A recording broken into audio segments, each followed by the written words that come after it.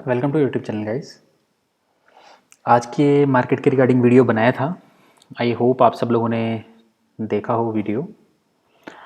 पहले जो global queues हैं वो डिस्कस कर लेते हैं और उसके बाद में किस तरीके से डेटा और चार्ट बिल्डअप हुआ है, शेपअप हुआ है, उसके अकॉर्डिंगली देखते हैं कि कल का मार्केट कैसे रहना चाहिए और कौन कौन से स्टॉक्स पे हमें ध्यान देना चाहिए। देखिए हुआ क्या, यूएस मार्केट कल ब्रेकडाउन हुआ। पहले मैं डाउ का ही चार्ट खोल देता हूँ आप सब लोगों को। यूएस मार्केट ब्रेकडाउन हुआ और उसके बाद में आज सुबह जो फ्यूचर था वहाँ पे भी 150-200 पॉइंट का फॉल आया। हमारा व्यू आज के लिए बुलिश था, लेकिन मार्केट एग्जैक्टली व्यू के अपोजिट ट्रेड हुआ। जैसा हमने ग्रुप पे मेंशन भी किया था कि निफ्टी को 15,050 का और फिर 15,000 का लेवल क्लोजिंग बेसिस पे होल्ड करना चाहिए था, लेकिन जैसा हमने सोचा वैसा हुआ नहीं। ओके, अब इसमें देखिए कई बार क्या होता है, एक्सपायरी डे के दिन पे जो पोजीशंस होती हैं वो काफ़ी हैवी हो जाती हैं, तो पोजीशंस के कारण कई बार अनएक्सपेक्टेड मूव आ जाता है। ओके, जैसा आज हुआ। अभी देखिए ग्लोबल मार्केट में क्या हुआ, जो यूएस का इन्फ्लेशन का इशू था वो चल रहा था। चाइना ने जो बिटकॉइन लगाया तो उसकी वजह से कुछ एसेट्स क्लास में वॉलेटिलिटी आई। उसने मेटल्स को कोशिश कर रहा है कूल ऑफ करने की। आज की बड़ी गिरावट का रीज़न मेटल ही था। ओके, अब फ्रेश क्या हुआ है, फ्रेश क्या हुआ है कि जो जॉबलेस क्लेम का डेटा आया है यूएस में वो अच्छा आया है मार्केट के लिए। ओके, सो उस वजह से अब लोगों को क्या लग रहा है कि ग्रोथ के लिए काफ़ी रूम बचा हुआ है और इतना जल्दी टैपर टेंट्रम वाली चीज़ें नहीं होनी चाहिए, टैपरिंग नहीं होनी चाहिए। देखिए ये आप मान के चल लीजिए 2021 में यूएस की इंटरेस्ट रेट नहीं बढ़ेगी, लेकिन मार्केट क्या है जिटरी हो जाता है इन चीज़ों को लेके, वॉलेटिलिटी दिखाने लगता है। लेकिन 2021 और 2022 के फर्स्ट हाफ में भी मुझे नहीं लगता कि इंटरेस्ट रेट बढ़ने चाहिए। तो अभी हमारे पास मोटा मोटा साल 1.5 साल है इंटरेस्ट रेट बढ़ने के लिए। ओके, लेकिन मार्केट इस तरीके से बिहेव करता है, ये मार्केट का पैटर्न है।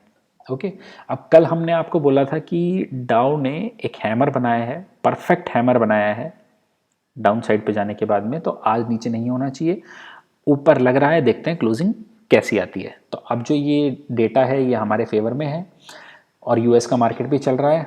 हमारे मार्केट बहुत स्ट्रांग बिहेव कर रहे थे, कोई रीज़न नहीं था गिरने का, लेकिन लग रहा है शायद सिर्फ एक्सपायरी की पोजीशंस इतनी हैवी बन गई थी तो डर के मारे वो अनवाइंड हुई और उस वजह से ये सेल ऑफ आया। ओके, आज देखेंगे तो एसजीएक्स निफ्टी फिर से ऊपर ही दिखाई दे रहा है। अब एक बार के लिए समझ लेते हैं चार्ट पे क्या हुआ है। उसमें हैमर बनाया, बता दिया, ऊपर शायद आना चाहिए। एक चीज़ और बता देता हूँ, हैमर के अकॉर्डिंगली अगर इसका टारगेट हम देखें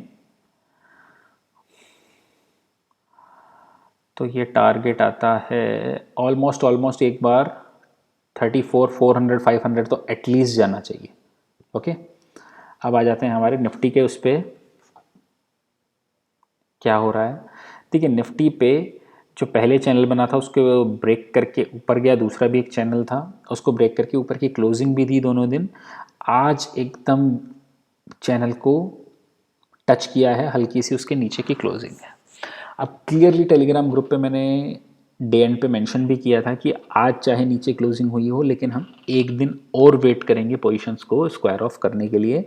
अब कल हमें क्या करना है कि वापस से 15,000 के ऊपर, और अगर 15,050 के ऊपर की हमें क्लोजिंग मिलती है और ये वीकली क्लोजिंग होगी, सो वीकली क्लोजिंग का अलग ही इंपॉर्टेंस हो जाएगा चार्ट पे। सो बहुत बेटर क्लोजिंग होगी और फिर से अपवर्ड मूवमेंट आना चाहिए। अब चार्ट पे बेस्ट बात क्या हुई है आज, देखिए जो गैप बना था वो गैप फिल हो चुका। ओके, सो गैप भी फिल कर लिया है। अगर अब कोई गैप फिलिंग का प्रोसेस भी नहीं होना चाहिए, तो अगर अब हम ऊपर का लेवल निकालते हैं, लेवल क्या रहेगा 15,140 जैसा मैंने बताया था। अगर इसके ऊपर की अभी क्लोजिंग होएगी सो आप मान के चलिए काफ़ी बुलिश है और आगे मोमेंटम अच्छा रहना चाहिए।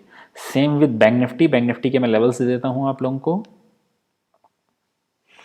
बैंक निफ्टी में देखिए हमने क्या कहा था, 34,200 के ऊपर ही नई खरीदारी करनी है और 34,000 के ऊपर ही अच्छा वाला आपका शॉर्ट कवरिंग आएगी। 34,000 अनफॉर्चुनेटली आज क्रॉस नहीं कर पाया मार्केट।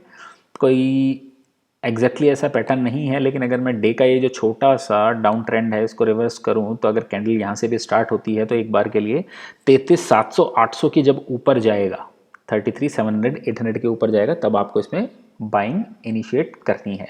अब एक बार के लिए डेटा समझते हैं। देखिए डेटा में क्या हुआ है, डेटा बड़ा इंटरेस्टिंग है।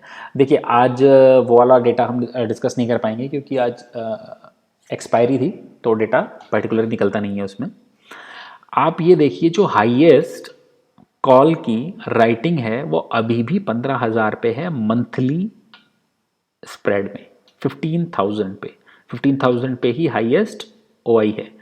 सो अगर 15,000 हम वीकली क्लोजिंग पे क्रॉस कर देते हैं, और मैं कहूँगा अगर बहुत बेटर अगर 15,050 के ऊपर की क्लोजिंग दे देते हैं, तो ये प्रेशर डालेगा इन लोगों पे जिन्होंने शॉर्टिंग की पोजीशन क्रिएट की है। सो 15,050 के ऊपर की एक क्लोजिंग हमें चाहिए होगी। ये रहा निफ्टी और बैंक निफ्टी का व्यू। देखिए अभी भी बुलिश ही रखना है, घबराने की ज़रूरत नहीं है। बड़ा पैसा जैसे मैंने कहा ऊपर की तरफ ही बनेगा। मार्केट एकदम से ऐसा नहीं है कि डेली आपको आप आज लो और कल बेच दो, इतना इजी मार्केट में पैसा कमाना नहीं है। तो मार्केट आपका पेशेंस टेस्ट करेगा। ओके, जो स्टॉक बताए थे सही चल रहे हैं। आप 3 स्टॉक्स पे आपको ध्यान देना है। देखिए मेटल पे चाइना पूरी कोशिश कर रहा है कि मेटल के प्राइसेस को म्यूटेड रखा जाए, तो इस वजह से प्राइसेस थोड़े म्यूटेड हैं। ओके, लेकिन मुझे लगता नहीं कि बहुत ज़्यादा टाइम तक प्राइसेस म्यूटेड रह पाएंगे। हो सकता है शायद स्टील प्राइसेस फिर से एक सर्ज दिखाएं। तो पहला जो आपको ध्यान देना है वो देना है जिंदल स्टील एंड पावर। इसमें स्ट्रिक्ट स्टॉप लॉस के साथ आपको काम करना है। स्टॉप लॉस कौन सा रहेगा, जो उस दिन भी बताया था 388 टू 90 जोन। उसके बाद में आप ये देखिए ऑलमोस्ट 57, तो करीब करीब 57 पॉइंट्स का मूव मिला था जब हमने मेंशन किया था। उसके बाद से आज फिर से वही लो टच किया है, तो आपको इस लो को स्टॉप लॉस मान के क्लोजिंग बेसिस पे आपको काम करना है इसमें अपवर्ड की तरफ। ओके, दूसरा जो स्टॉक आपको ध्यान देना है वो देना है वापस से नेशनल एल्यूमिनियम। मैंने आपको दिया था 57 रुपीज़ पे, अगर मैं गलत नहीं हूँ तो 56 57 पे। उसके बाद स्टॉक जाके आया 82। ऑलमोस्ट आपका कितना हो गया, 25 पॉइंट्स की मूव हो गई, मतलब 40% का मूव आपको मिला। ओके, बहुत ज़्यादा टाइम भी नहीं लगा उस मूव में। अब आपको क्या करना है, आपका स्टॉप लॉस होना चाहिए क्लोजिंग बेसिस पे 68, और फिर से एक बाय कॉल इसमें भी आप इनिशिएट कर सकते हैं। ओके, देखिए जो लॉन्ग टर्म और मीडियम टर्म प्लेयर हैं उनको एसएल रखने की भी ज़रूरत नहीं है। मैं लॉन्ग टर्म व्यू की बात कर रहा हूँ। आप रखिए नेशनल एल्यूमिनियम, वेदांता, एनएमडीसी, आपको 110 आज से ऊपर के लेवल इसमें मिल जाएंगे। ओके, तीसरा स्टॉक बहुत ही इंटरेस्टिंग है जिस पे आपको ध्यान देना है। अभी तक ब्रेकआउट आया नहीं है लेकिन ये रेडार पे है, डीएलएफ। डीएलएफ में आपको क्या करना है, आप ये देखिए जो ब्रेकआउट आएगा वो आएगा 271 के ऊपर, और 271 के ऊपर आते ही दूसरा एक बड़ा हर्डल इस स्टॉक के लिए आ जाएगा, वो है इसका गैप। और फिर ये गैप फिलिंग के लिए जाना चाहिए। गैप फिल होगा 278 पे जाके। ओके, सो इस स्टॉक पे ध्यान देना है। आज काफ़ी स्ट्रांग बिहेव किया है स्टॉक ने, तो लग रहा है अच्छा मूव दे सकता है स्टॉक। तो इन 3 स्टॉक्स पे आपको ध्यान देना है। व्यू बुलिश साइड पे ही रखना है।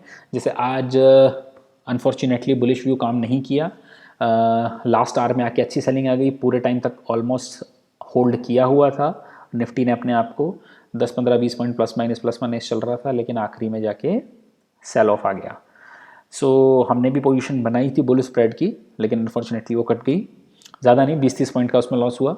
हम अभी भी निफ्टी के कॉल में प्लस हैं। सो देखते हैं कल एक बार कैसा व्यू निकल के आता है। ओके गाइस, सो बुलिश व्यू रखिए और हेजिंग के थ्रू काम कीजिए। Okay, thank you. अगर आपको वीडियो अच्छा लगता हो तो लाइक कमेंट और शेयर कर दीजिएगा guys. Thank you for watching guys.